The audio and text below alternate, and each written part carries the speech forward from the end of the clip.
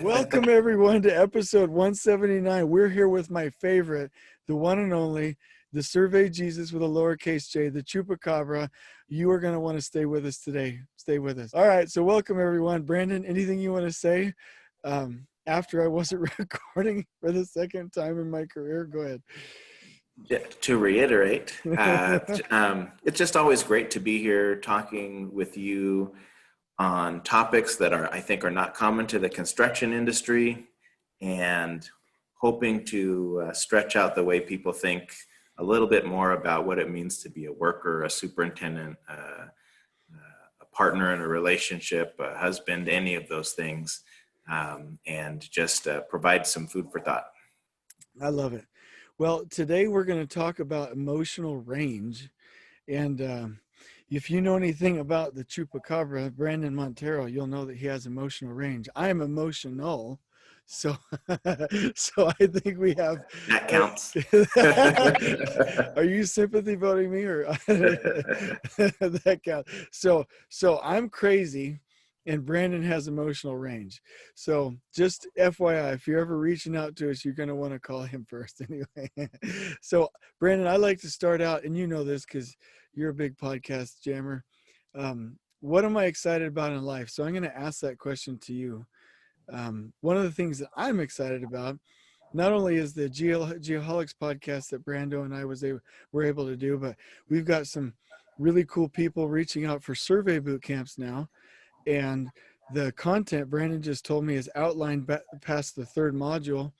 And so that's going to go into recording. And also we're working on the tax planning courses, which will definitely be out by the end of January. So we're going to start to see a lot of really industry leading content. And I'm excited about that. And that's not a sales pitch. That's like literally what I'm excited about right now. So Brandon, kick it over to you. Hopefully I didn't just leave you breadcrumbs there. Well, I am going to at least nibble one or two of the breadcrumbs. I'm really excited about the survey content as well, because as a surveyor, I have seen what I would say are alarming trends in the industry that move away from accuracy. Yeah. There are a lot of things that are being done for the sake of speed or to keep costs down. And I just want to say that it's my sincere belief that with adequate training, best practices can always be accomplished at speed that's acceptable to the budget.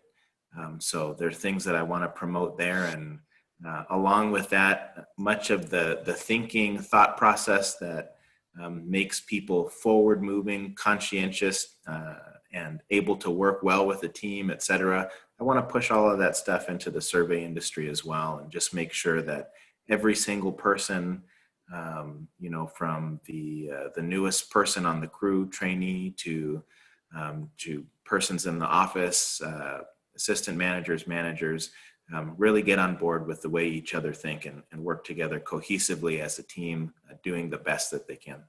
I love that. Also, to deviate from your breadcrumbs to personal stuff, because I like to do the, if it's really work-life balance, then shouldn't this be about life too?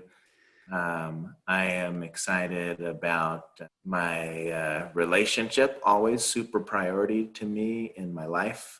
Couldn't be happier there. And I feel like it's because I have a partner who not only gives 100%, and you know how I feel about 100%. Yeah. If you have ever met me even once for 30 seconds, you are 100%. And who understands, I think, radical vulnerability. And that's probably something that I would like to talk about over the course of today and discussing emotional range as well. Okay. Well, I'm going to kick it over to you. One quick, I got to do two or three, or I get to do a couple of things here because I'm not a victim. And I do want to say one little analogy that came to my mind.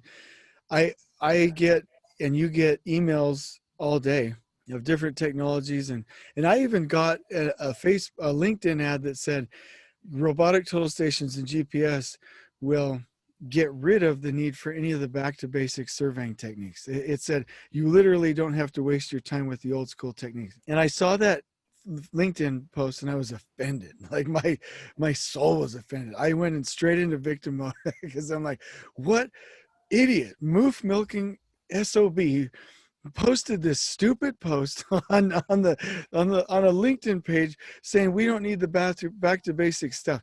It was obviously some salesman that didn't know his head from a rock. And just one quick thought, the analogy that came to my mind is like, let's say you have a really good cohesive family.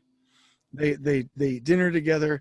They're vulnerable. They're a good family. They've debt stacked. They're good with money. They earn money. They're cohesive. They're a good family. You know what I mean? Built on back to basics foundations. And then that saying that we got a robotic total station or GPS or this new software that's going to fix everything and we don't need the back to basics would be like saying, oh, we just gave that family a computer and some cell phones that's going to take care of everything that they've ever needed to be a family, right? And all of the basics, and they're going to be just as cohesive as a family, and they can ignore everything that got them to where they came. Like, here's a cell phone, son or daughter, this will fix all your problems. Here's a Tesla, wife, like, this will fix everything for you. That's just stupid. What made the family great was forgiveness and kindness and vulnerability, like you said, and emotional range and debt stacking and being responsible with money and like cleaning and, you know, and I feel like when the industry and these stupid, and I want people to be mad at me or love me for saying that, stupid people in the industry are like, hey, go get that technology. It'll solve your problems. Get rid of the back to basics. I just want to scream, Brandon. Like, I'm done. I'm done with these idiots out there. What do you want to say? Hey, I want to say it makes me think of like the latest and greatest diet or the latest and greatest, self-help routine or something like that. There's probably some really great aspects to it, and there's probably portions of it that work, but no latest and greatest anything undoes, years of research or years of fact stacked on fact or years of results. It just doesn't. Yeah. So at best, it could work alongside those things, but there's no reason to shed what works and can be made to work perfectly just for something new and flashy. Another thing I would like to say, and I hope that this is not an anti-sponsorship type of message, because I certainly don't mean that. But hey, vendors want to sell stuff sometimes, and when they can sell you a $50,000 total station instead of a $7,000 total station, yeah, they're going to do it. And when I was just writing up a little something today about looking at the actual specifications portion of your instrumentation, and what it's actually telling you there about capabilities, and then of course how to work around those capabilities with best practices. Why are we buying all of this fancy stuff sometimes? Or if you're not going to lay it out robotically and by radio layout, and you're going to do something a conventional method, why would you need an instrument that does much more than great conventional work? Yeah. It would be for those tasks. I agree. It'd be like taking my Tesla into the grocery store, down the aisles in the grocery store. It's like, hey, I like this fancy piece of technology, but it doesn't even fit the space and it doesn't fit the moment, right? You know what I mean? Like, we need to adapt it. When I go to the grocery store, I'm driving my Tesla. One of these days, I don't have one, and then I switch into my shopping cart, right? When I'm on the project, I'm going to lay out everything and check everything I can with a robotic. I'm going to jam out. And then sometimes I just need to turn 90s, right? Like, we need to apply it. And I totally get you. But so one quick thing, we get good feedback from people. This is something that came in today. He said, what's up, my man? My name is, and I'm not going to tell you what his name is. I've heard of you, but never met you. Listen to your podcast, and they're super awesome, positive, and uplifting. So really appreciated that comment. You know who you are, who sent that. And I appreciate you. These are paydays when we get good feedback from you. So Brandon, do you want to introduce our topic and take it away? I'm sure everyone's excited to hear you. The topic is emotional range, and I feel like the concept of emotions, or just using the word emotions, is something that is typically viewed as a weakness by our current culture. And I'll venture as far as to say by men specifically sometimes. maybe in the construction industry, even more specifically. But how many times have you heard the concept of like, he did what it takes, or they really had what it takes, or they did what was necessary? Mm-hmm. When you hear phrases like that, you immediately think of mental toughness. And so I wanted to, challenge where your thoughts go when you hear something like that. Well, what is mental toughness, or what it takes? So if you think about what it takes in business, well, you need to be able to have a vulnerable conversation with someone. Mm-hmm. You need to be able to be direct. You need to have empathy. You need to have the patience that it takes to understand someone's learning style. You need to have the toughness that it takes to hold the line, the toughness to fire someone, send someone home if necessary. You need to be able to exemplify vulnerability yourself for the people that are maybe learning what it means to do that, especially when working with a team. Yep. So when you think about what it takes, it's really a wide range. It's everything from hardness to softness, from toughness to weakness, and everything in between, wherever vulnerability falls on that scale, wherever empathy falls on that scale, wherever, soberly sending someone home because they need to falls on that scale. Yep. But even doing that with empathy. So what it takes is really a wide range of things, instead of just looking at it as like, just be firm, apply firmness, in every way. I know you have some thoughts about like the old school superintendent, or what we think of when we have that old school superintendent in mind. Do you want to, could you talk about a little bit about what that guy looks like to you? Well, yeah, and I was listening, so I apologize if my thoughts aren't fully put together here. But here's something that I've told people over the last probably 8 years, is that it takes courage to come talk to somebody when you're calm.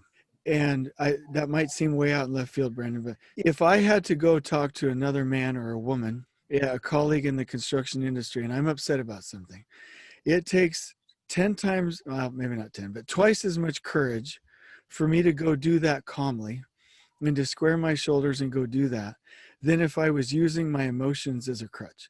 Meaning, for me, if I let myself get all mad and throwing down hard hats and I'm incensed, as long as the other person isn't big enough to whoop me, or there's some kind of barriers there, it's easier for me to go have a hard yelling at somebody conversation when I'm wrapped in emotions. Maybe that's true. Maybe that's just true for me. But I've always said, hey, it takes real courage to go talk to somebody. So when I look at the spectrum here, and I look at a superintendent that isn't speaking up, or a field engineer that isn't speaking up, or whoever on the project site, the step above that is say something, but use your emotions, right? But the step above that is what I think you're describing, is being able to have the emotional range to show up where you need to show up, regardless of your emotions. I really appreciated the time, and I'll always remember it when you said, we train them to perform at a high level regardless of their level of comfort. And I would actually say we show them how to perform at a high level regardless of their level of emotion or fear or discomfort or whatever, right?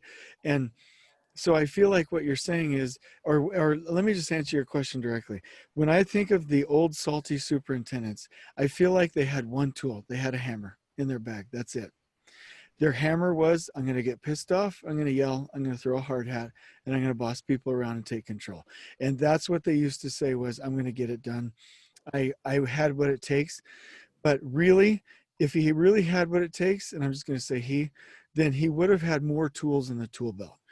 He would have had the hammer of, I'm going to be rough right now, or the pliers of, I'm going to have a direct conversation calmly, or the tape measure of, I'm using little analogies here, of consequences, just authoritative consequences, or I've got my string line of empathy here. Like if we have, like you said, empathy, transparency, authoritativeness, consequences, all of these things in our tool belt, I feel like you dispatch me out to work, I can do more because I got more stuff in my tool belt.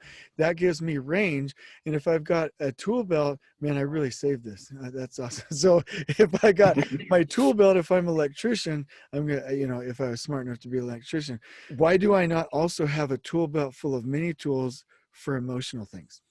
That's what I think. Did I tank that? Or did I just, Yeah, 100%. And the only, did you say mini tools? no, I didn't say many tools. I had said Okay. manly tools. Manly tools. Okay. I think you misheard me. That was a lie. That was a bold-faced lie. I have no idea what I said. I would say, all I would say about that is that, maybe we think about, okay, like a finished carpenter, he's going to pull out a little, a V-shaped chisel or something to do some fancy little something or other. Yes, and that might be the beauty of something, but sometimes it's our emotional capacity to handle a problem employee, a conflict, an emergency, without going straight into our one tool of anger or yelling or whatever it is, but to, I guess, absorb that because you have the range or the capacity. And so sometimes it's those things that might have the most impact, Yeah. rather than being like the little finesse tools, like maybe it's the most impact there. That made me think of the analogy that I made on the Geoholics podcast, which is excellent. If you are in the survey layout world, you would certainly enjoy it. Civil engineering world, holy moly.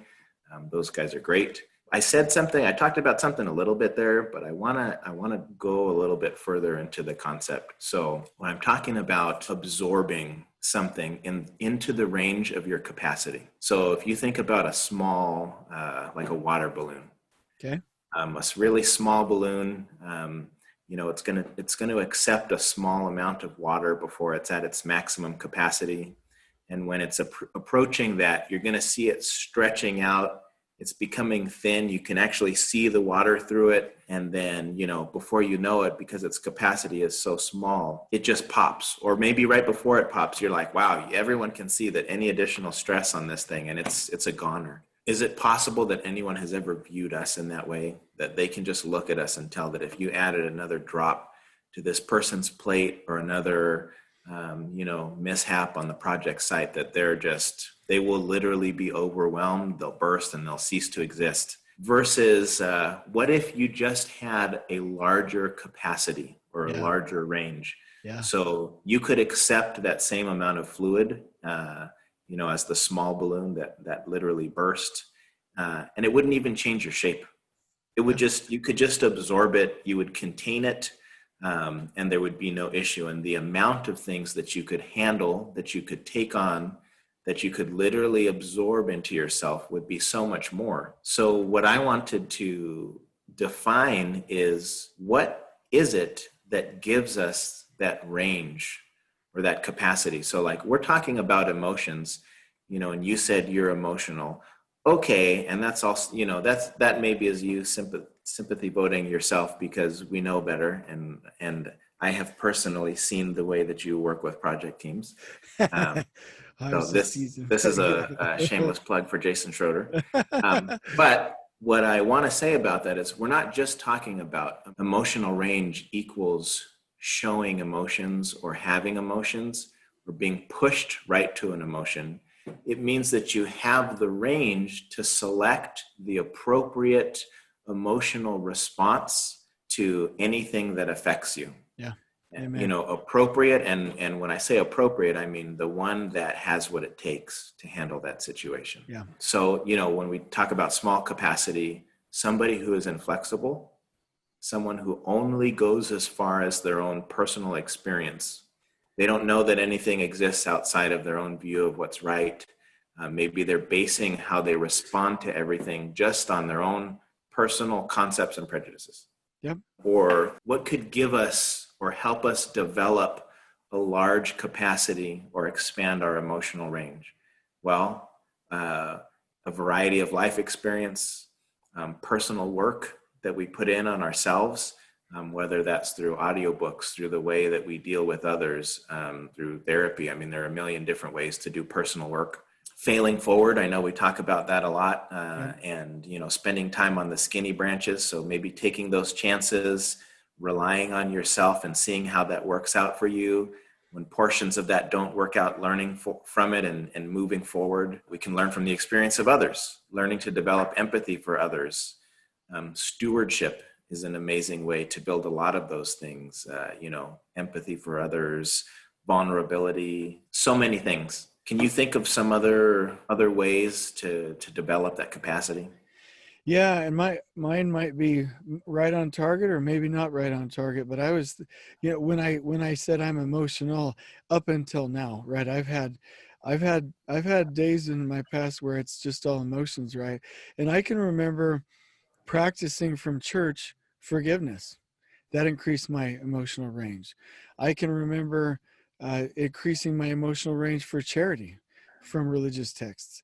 I can remember reading the book Leadership and Self-Deception and gaining better emotional range by just focusing on me and doing the right thing and not allowing myself to get triggered by somebody else, right? I learned emotional range techniques in How to Win Friends and Influence People. When I went to Power Communication, you and I have both been to Power Communication with Rapport Leadership International. I now know in certain situations, I can pull out the rapport tool. It's not just the name tool, but like the how do I build rapport with you when I'm speaking to you, right? So like, and just a little tidbit for anybody watching, if Brandon's tilting his head, I would tilt my head. His shoulders are very forward like this, I would do that. I would have the same tone or speed, you know what I mean? I can pull that tool out to emotionally connect with you, right? So I feel like power communication is an example of that.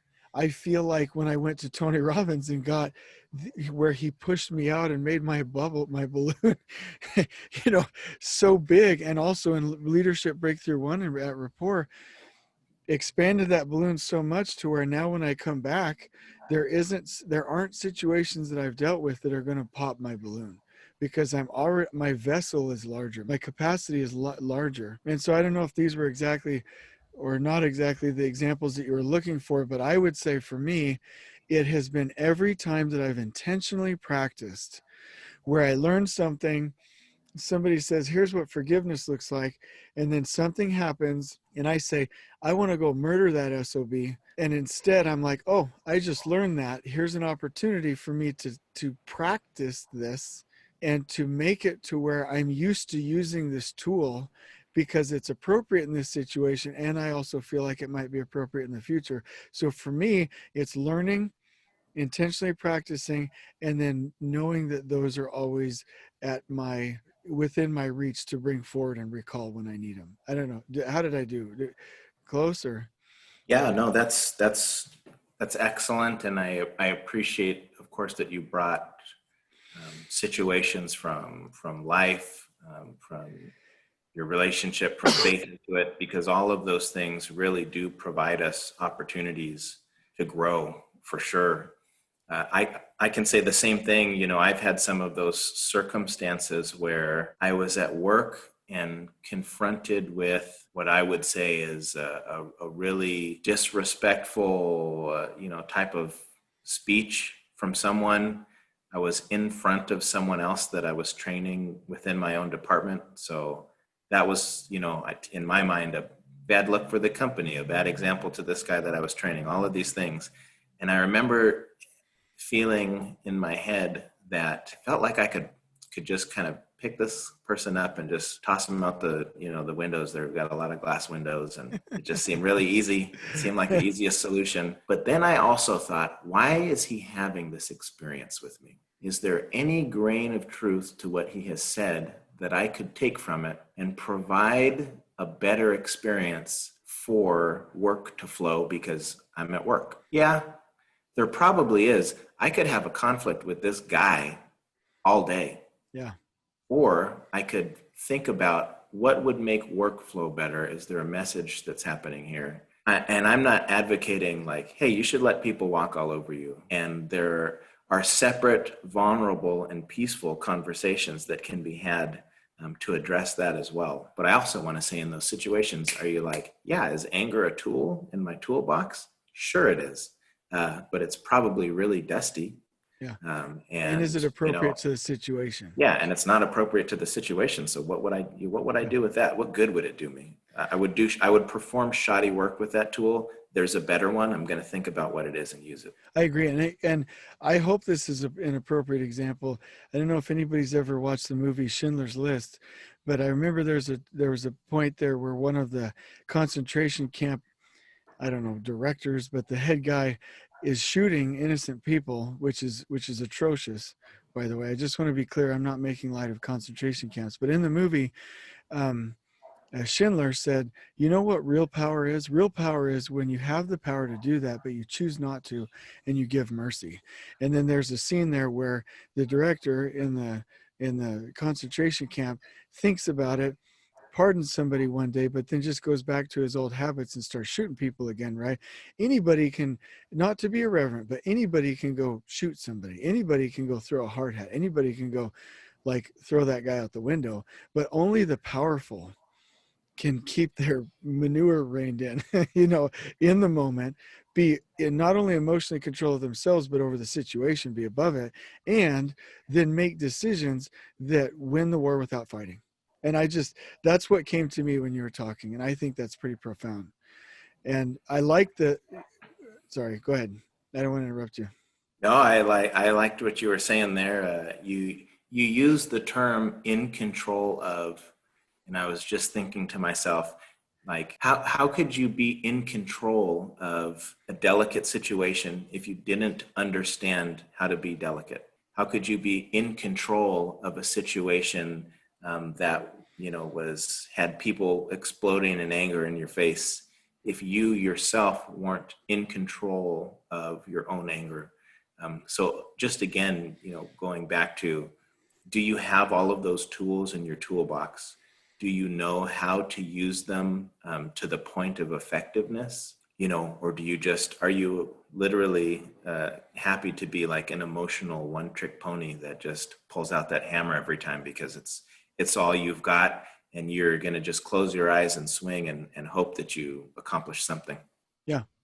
And do you mind if I'm sure people are listening being like, Jason less, Brandon more, but I'm just loving this content so much. That wasn't a sympathy vote.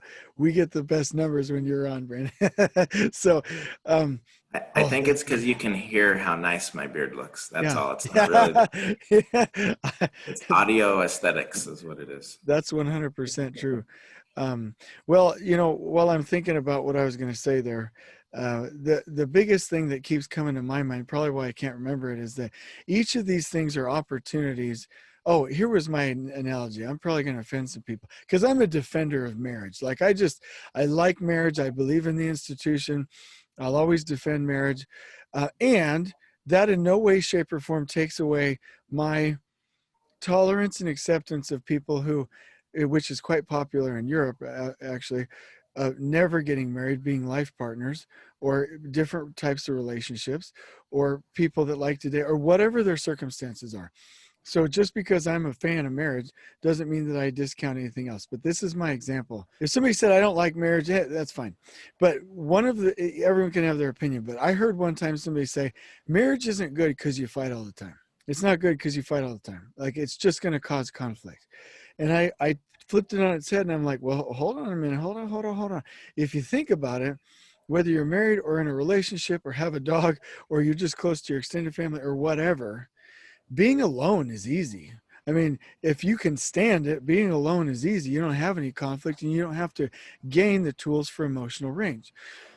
Being married and having children is hard, but by virtue of, by nature of that being hard, you are forced to gain emotional range, or, obviously there's divorce and other things that are available. Sometimes, like you and I've talked about in the past, people aren't compatible, and so that's not a cop-out. That's just what it is. But if you are compatible and if you are headed in the same direction, and you and I have talked about this, then the amount of effort that it will take to get through that conflict, right, and get past those things and develop an emotional range to get past those points of conflict, marriage or a partnership or a girlfriend or whatever is an ideal, as long as you're heading the same direction, is an ideal scenario, as long as you're doing it right and learning and adapting and gaining these tools. Because if you're alone, there's no trial, there's no need, there's no, necessity is the mother of invention. If I'm holed up in my shed all the time and I never go out, where am I learning the emotional range to deal with other humans, right? If I'm always behind my computer and I'm not socializing with people at work, where am I being forced to learn emotional range, right?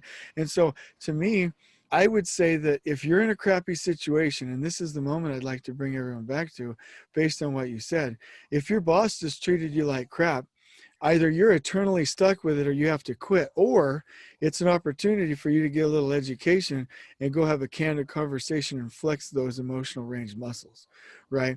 You and your girl or your boy just got in an argument, you can run away and say we're done, send them a text, or that's an opportunity to go, uh, like you say, and I loved when you coached me on this, Brandon, to connect, to discuss each other's positive intentions, to maybe touch arm to arm or something like that, to pull the car over and to really work through that problem and get some more emotional range. And we could just keep going through example or example. So everything's either an impossible, eternal, like horrible situation, or if we flip the script and get into a different mindset, it could be an opportunity to grab one of those other tools, to learn how to use that tool and get more emotional range. That's what I would say. Yeah, I really liked what you said there, because we've used the example of anger or the one tool, a lot of times, but another possible recourse, is to just kind of disappear. To things aren't going the way you want or how you wanted them to go. You're not hearing what you want to hear. And so you just kind of disappear inside yourself instead of continuing to show up in the situation, because you realize that you don't have the tools to deal with the Yes. current situation, and so you disappear, or you Yes. hide. And I want to say that sometimes the use of the wrong tool, like anger or disappearing, it's really just a form of escapism. It's you running up the white flag and saying, I am not capable of I do not have what it takes. And Amen. so I'm going to default to the wrong tool because I don't know any better. Or I, I don't believe in myself. I need to disappear right now. They're both escapism. Yeah. The image that came to my mind was when that guy, I don't know if you saw it. It's kind of a funny little GIF or GIF. I don't know what that's called, but anyway, he had a post Much pound, debated. much debated the post pounder, and he's using it like a hammer on top of it, and not like it's round, so he's not hitting it, he's struggling. And then some wiser person comes over and puts it on the actual post and says, this is how you do it, right? When we're in bad situations and we don't know what to do, we need to ask for help, right? Or get some skills, or just stop and think about it for a minute, right? Like, get clarity. I love the comment where Brene Brown says it, leadership and self-deception says it, you say it. What is really going on in this situation? Let's get clarity and work from there. But if we're in the heat of it and we're like, holding that post pounder on the side and just frustrated and nothing's working, and we just stay doing that, we never pause for a minute, we don't break that cycle, we're just going to keep in that cycle, we're not going to win. So I don't know, that's the image that came to my mind when you were talking. Have you ever seen that, by the way? No, I haven't. I'm going to have to forward that to you. It's pretty stinking funny. I don't think it's made up. I think it's pretty real.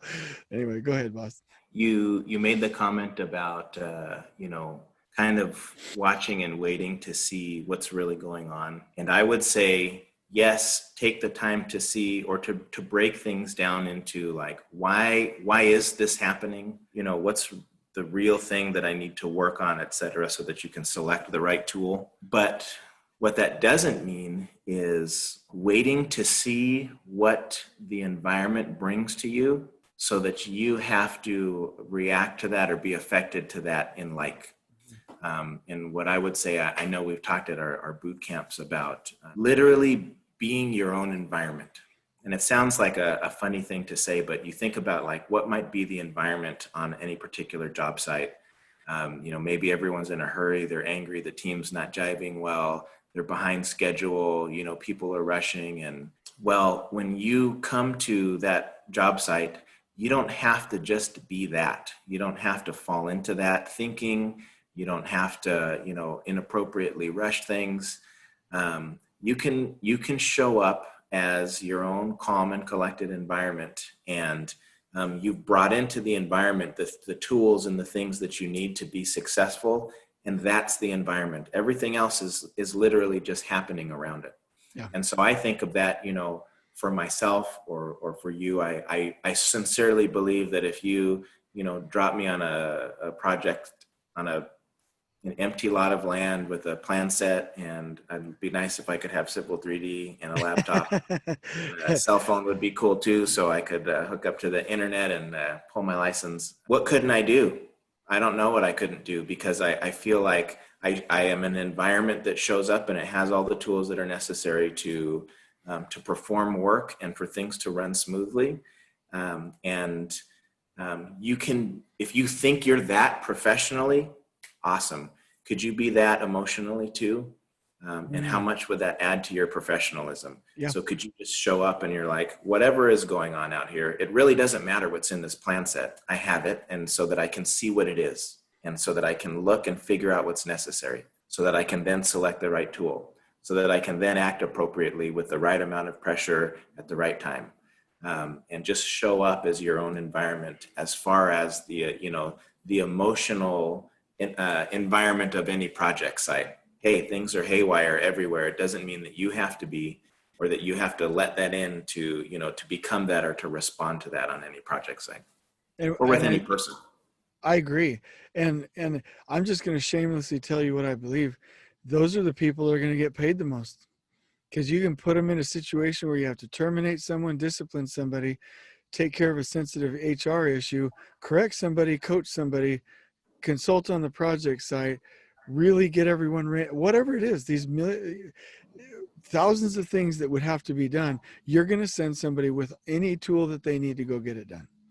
And those are the people that are going to get the executive level positions, the manager positions, and if they're properly recognized, right? And I would say that those are the people that probably have a higher probability or likelihood to have a healthy relationship at home. And everybody that knows me knows that I love General Patton, and he didn't have the emotional range to be everything he could be. He was better than Dwight D. Eisenhower at military combat strategy, hands down.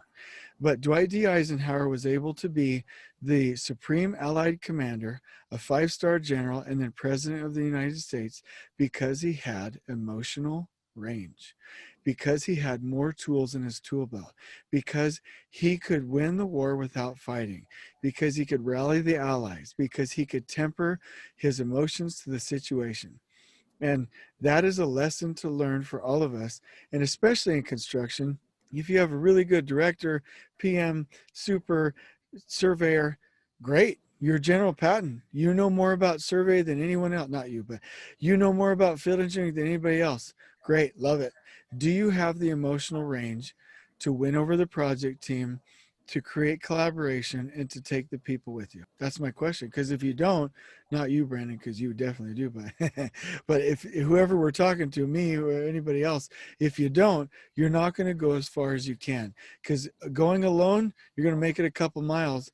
Going with the team, you can make it as far on that journey as you want. That's what I think. And you agree, Yeah, and I can see it on his face. yes, we agree with each other, guys. This is a newsflash. That's funny. And I understand that Patton had to sit on the bench for a while too, because of that lack of emotional range, and because of some of the ways that he displayed that, or threw his hard hat down on the ground, that just were literally at the wrong time for the wrong situation. He pulled out the same old tool and it just didn't work for him. Didn't work. And he had to sit on the sidelines for a while as a result. I don't know. This has been already so good. Yeah. If you're worried about taking it to the next level, you can close down whenever you want, because honestly, I've learned a lot here. This has been amazing. I'm committed to getting more emotional range, like just even talking to you about this. Go ahead. Sorry. Well, no, I think that's super important. And one thing that I would say, without us really having to get into it too much, is tying it back to the personal life. And, just like you mentioned in your own marriage, what it takes in relationships. And yes, sometimes the environment might be, you come home to, crying children, and, someone has made a mess, and there's a leak in the roof, and, there's other things that are, hey, that's just the situation that's happening. Um, do you have what it takes in your emotional range toolbox to handle everything appropriately, efficiently, maybe with love? What it takes there? Is it empathy? Is it humility? Maybe, in fixing situations, if we ever have come off key ourselves, sincerity, setting strong boundaries and holding them, keeping your word, vulnerability in front of your partner. What are those tools, and could you say that you have enough of them to show up as a sustained environment when you get home, and in that environment be what you want to be? Yeah. Be the type of person you want to be, and maintain that, because you have the tools, and the ups and downs of daily life are not able to affect your environment. And if you don't mind me adding to that, if you fail once or twice, are you gonna? And gosh, it's hard for me to look at you and talk. I'm talking to the people at the other end, and to the part of me that's being wimpy. Are you going to fail a couple times and give up and say it's too hard, or are you going to be like, can try, not try? I'm gonna do it again. I'm gonna do it again.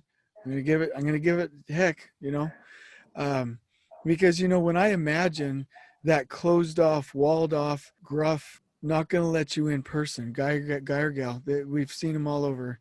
There was a point, I'm assuming, where they thought, it's not worth it to keep.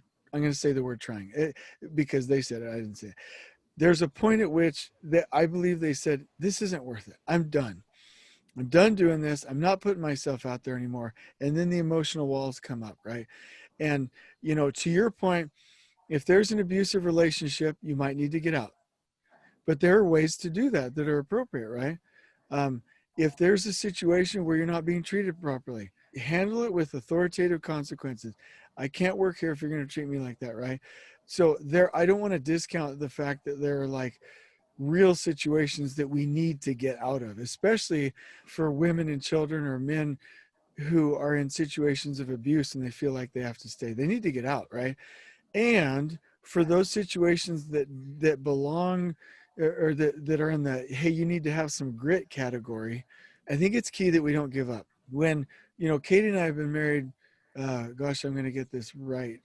In February, we'll be married 18 years. And that doesn't sound like a long time. But if we would have given up, we wouldn't be married, right? We just kept saying, it's going to get better. It's going to get better. It's going to get better. And then after 12, 14 years of living with a nightmare husband, like I flipped the script and became kind of a good guy, we stuck with it. And I now have more emotional range. And so my question to everyone else, are you going to hear this podcast and then say, oh, I'm going to go try that. Oh, I failed. I'm going to try that. Oh, I failed. I'm going to try that. Oh, now I'm done. Right. Or are you going to just keep at it and be persistent enough to continue practicing with these tools? Because just like with a hammer or a chisel or a pen, it's going to maybe even take years to get you good with those tools. And so my message is keep going, because the salty, closed off, can't deal with emotions people out there in the world at one point or another gave up and they stopped trying. You mentioned, we'll have to talk about this at a later date. And Ooh, we is have it a bad? couple, we have a couple later date ideas out there.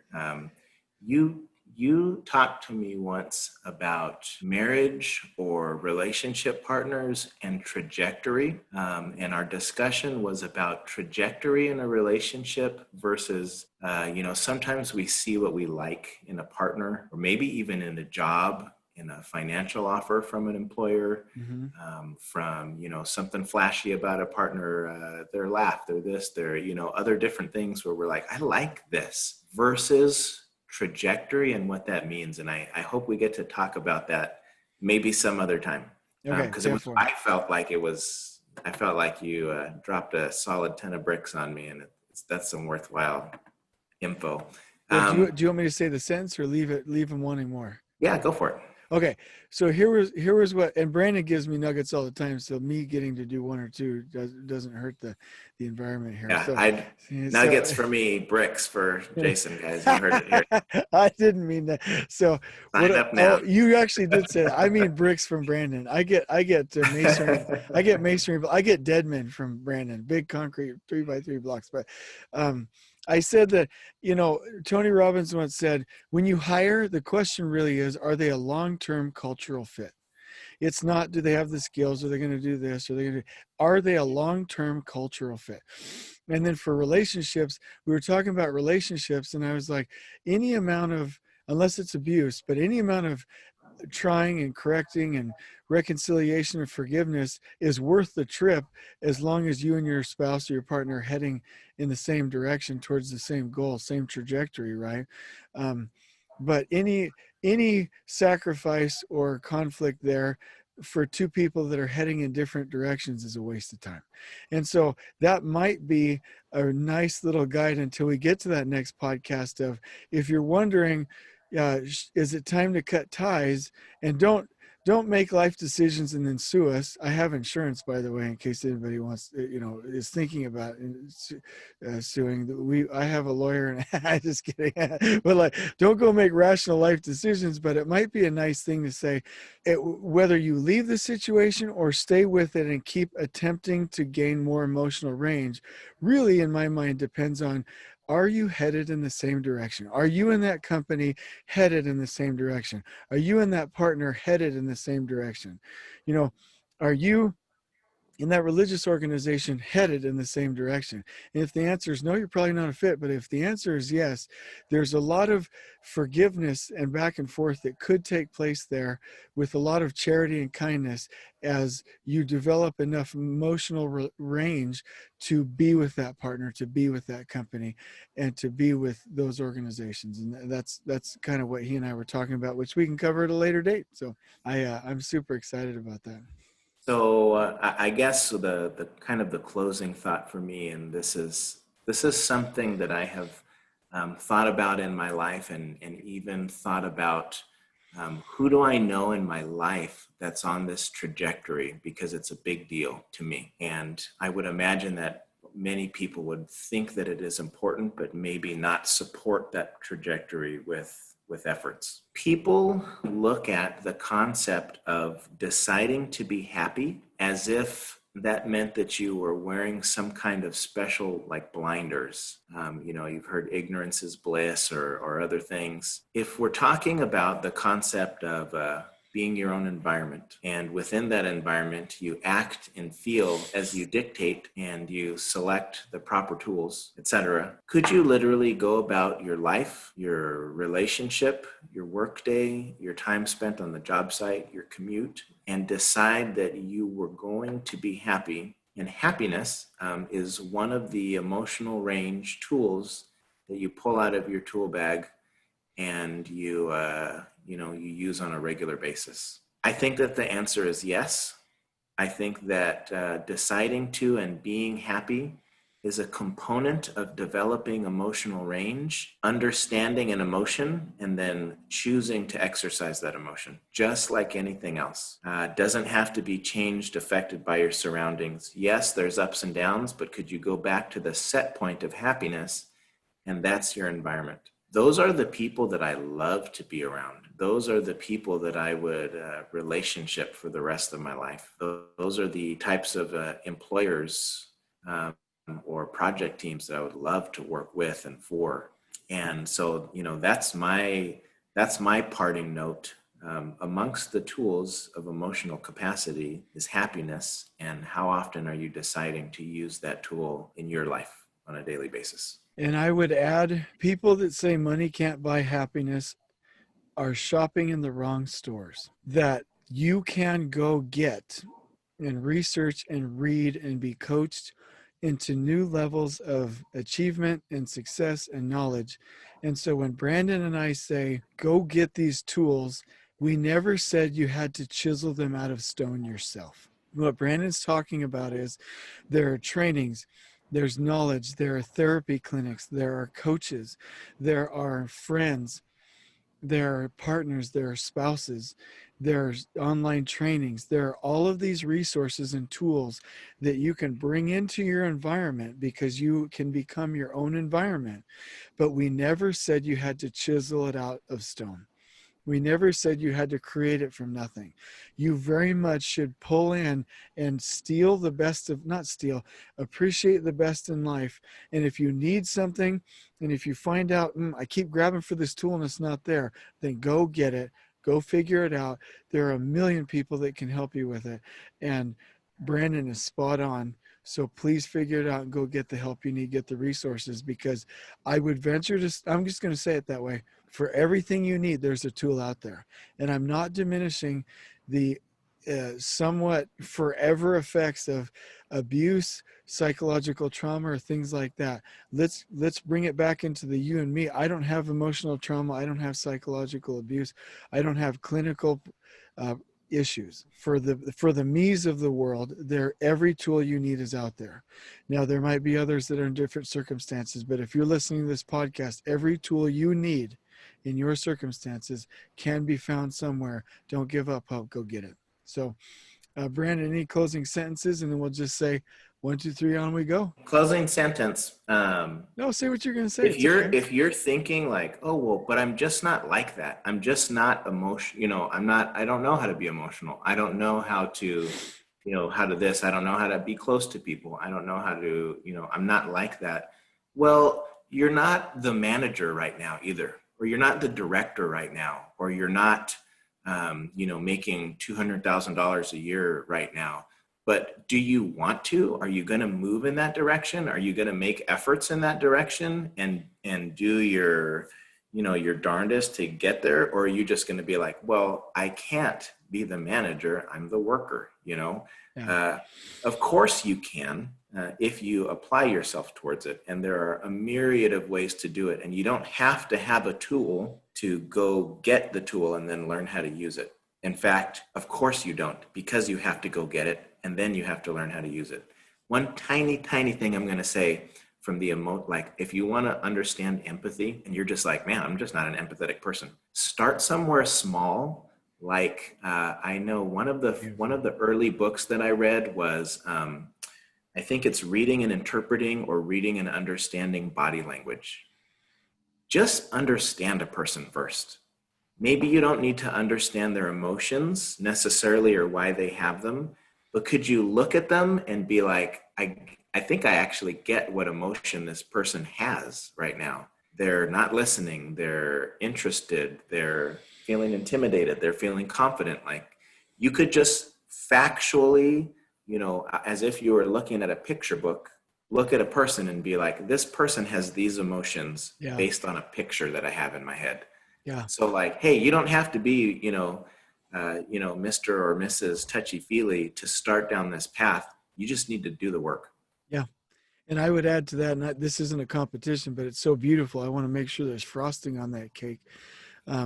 If you can add to what you just said, which I hadn't thought of, which is beautiful. If you can add these two thoughts, number one, that person is probably doing their best. And then the second thought is, if they're doing something wrong, they may lack the skills to do it better. Then as we analyze the situation, we can stay a little bit emotionally detached, assume the positive intent, and probably end up with some better answers. Not that this is any type of a competition, as you mentioned. But sometimes cakes have, multiple tiers and there's frosting and then there's even a topper on it. Well, I was just thinking, the things that you might tell yourself, like you just said, a really important one could also be when it comes to conflict or when you don't understand someone or where they've gone with the way that they respond to you, the phrase, is it possible that this isn't about me? Yeah. It's very possible that a person is reacting some way because that's their set of capabilities right now. Mm-hmm. And it's the first tool that they grabbed in their toolbox. And it has nothing to do with you, how strongly or poorly that they've reacted emotionally. Amen. It might just be how they are and what they have right now. To think about that question as well. Is it possible that this isn't about me? Amen. Okay. Well, so that I don't try and say something else, on we go. On we go.